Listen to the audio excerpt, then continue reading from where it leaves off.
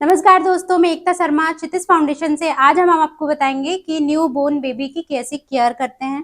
तो सबसे पहले मैं आपको बताऊंगी कि जब बेबी डिलीवरी हो जाती है तो उसके बाद हम क्या करते हैं। तो सबसे पहले हम उनका टाइम, डेट, दिन मतलब वो हम नोट कर लेते हैं।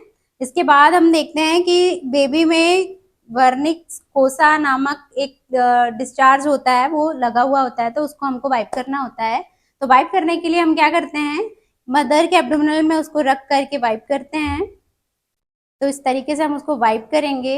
आप देख सक रहे हो कैसे करके हम पूरा पोछेंगे। उसका फेस कवर करेंगे, फेस कवर करो एंड बॉडी को हम उसको पोछेंगे। ये करने के बाद हम देखेंगे कि इसके बाद हम इसका वेट नोट करेंगे। अगर बेबी का वेट 2.5 केजी हुआ तो वो एक स्वस्थ है। उससे ऊपर अगर हुआ 3.5 केजी हुआ तो वो स्वस्थ है। 5 केजी तक के स्वस्थ होता है बेबी। अगर इससे अराउंड अगर नीचे जाता है या ऊपर इसका वेट होता है तो वो डिफिकल्ट कंडीशन में आ जाता है या कुपोषित के शिकार, उसको हम बोल सकते हैं कि कुपोषित का शिकार है बेबी।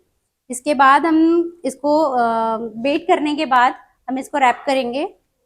तो कुछ लोग होते हैं जो बच्चे को रैप करने के लिए कुछ गलतियां करते हैं, इस तरह से कवर करते हैं जिससे उसका जो टेम्परेचर होता है वो सही से नहीं रह पाता है। हमको उसको गर्मी प्रदान करनी होती है, वो गर्मी उसे नहीं मिल पाती है। तो ये गलत तरीका होता है, ऐसे बच्चे को रैप नहीं करते हैं।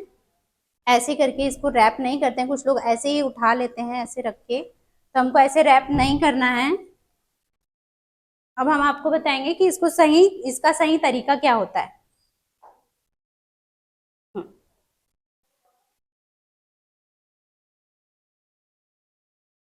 फोल्ड करके पहले हमने उसको ऐसे किया, फिर उसके बाद उसके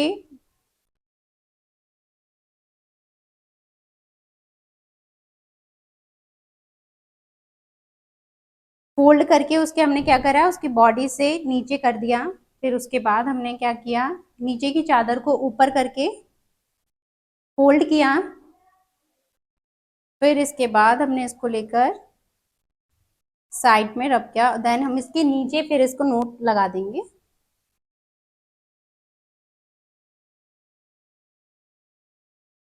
ऐसा।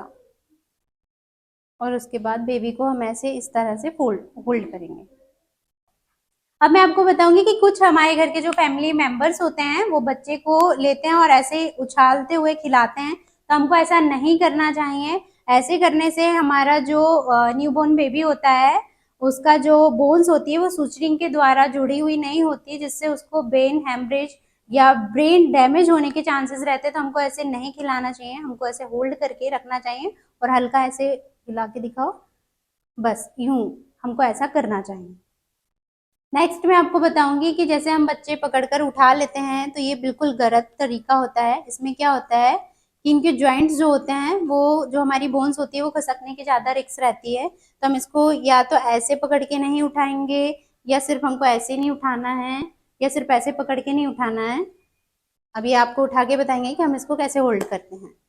हमको ये हाथ बैक में देना है, फिर उसके बाद एक हाथ हमको नीचे से लगाते हुए उसको ऐसे उठाना है। ये बिल्कुल सही तरीका है। इसके बाद मैं आपको बताऊंगी जैसे नॉर्मल डिलीवरी हुई है और नॉर्मल बेबी है, उसको कोई क्रिएटिव कुछ नहीं हुआ है, क्रिटिकल कंडीशन कुछ नहीं हो पाई है, तो उसके लिए हम ऐसे ही करते हैं। उसको देखे हमने, नोट करे, टाइम डेट नोट कर लिए, पल्स रेट देख लिए, हार्ट बीट देख लिए, उसकी एक्टिविटीज देख लिए। एक्टिविटीज देने के बाद हमने उसको रब कर लिए और इसके बाद में हमने उसकी मदर को दे दिए फीडिंग करने के लिए। ये होता है नॉर्मल में। लेकिन अगर बेबी के साथ कोई क्रिटिकल कंडीशन है तब हमको क्या करना है, अगर उसकी हार्ट बीट नहीं आ रही है या उसका रेस्पिरेशन नहीं हो रहा है तो हम क्या करेंगे, तो हम उसको सीपीआर प्रोवाइड करते हैं। तो सीपीआर प्रोवाइड कैसे करते हैं, उसका ये सही तरीका होता है।